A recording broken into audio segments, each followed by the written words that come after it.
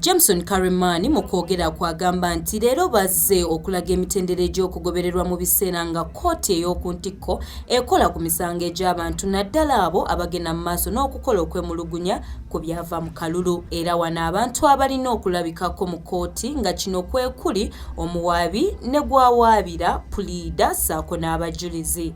Osooka y'omuwaabi oba gwe wawaabidde. Abo abantu ababiri bateekwa kuba nga batuuka ku kkooti. Kategori endala ya ba puliida. Puliida w'omuntu tasobola kumuwolereza nga tatuuse ku kkooti. So ba puliida bonna bajja kukkirizibwa okulaba nti babeera ku kkooti nga kkooti etuula. Kategori endala ya abajulizi. Wabula ku nsonga y'abawagizi okubaawo mu kkooti onagamba nti bajja kubaawo okuyitanga mu ebyo bannamawulire bye banaaba babatuusizzaako. Era wanaakubiriza bannamawulire okwewandiisa eri ssaabawandiisi wa kkooti kibasobozese okukola emirimu gyabwe obulungi awatali kutaataaganyizibwa kwonna.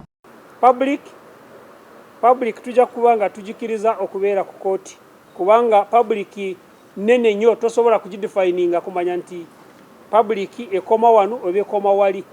So abantu aba public tujja kubakkiriza kubanga bajja ku kkooti naye tubawadde engeri gye bagenda okuba nga bategeera biki ebigenda mu maaso. Kino tujja kukikola nga tuyitira mu media abagenda kuba nga baparticipatinga mu misango egya high court oba kkooti enkulu. Tujja kubasaba aba media mutuukirire registrars.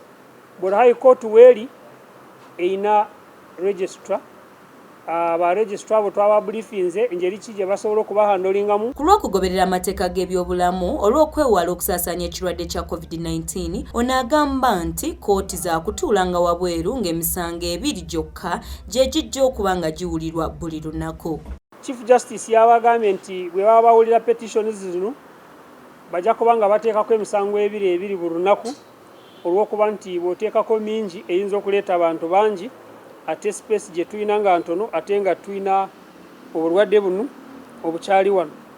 So bajja kuba nga bateekako emisango. Karemani asabye abantu okugoberera amateeka nga baggulawo emisango gyabwe okusobola okwewala ebyatuukawo ku musango gwa Peter Sematimba ne Katolubwama. Twagala okukubiriza abantu abalina petitions ze baagala okuleeta mu makooti okulaba nti bagoberera amateeka bye gagamba. Emisango mingi bagigobye mu makooti olw'okuba nti abagireeta mu makooti tebagoberera amateeka. Etteeka bw'era bali kugamba nti olina okuleeta omusango gwo mu kiseera bwe kiti olina okulaba nti obala ennaku etteeka lyezikuwa n'oba nga omusango gwo gutaddeyo. Bw'atyo agumizza abantu nti nga bo abesiga eddamuzi beetegefu nnyo okutuusa emirimu gyabwe eri abantu kubanga ne ssente ezeetaagisa okukola buli kimu baazifuna dda. Njagala okubagamba nti ssente ezeetaagisa nga judiciary twamaze dda okuzifuna okulaba nti tweteekateeka okuwulira emisango gino. So ekikwata ku nsimbi tujja kugamba nti tulina ssente ezitusobosesa.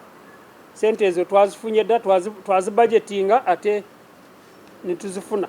Mu kaseera kano abakulu okuva ku ludda oluvuganya gavumenti bateekateeka okugenda mu kkooti okwemulugunya ku byava mu kalulu. Mariadana Namiro, STV Select Enjawulo.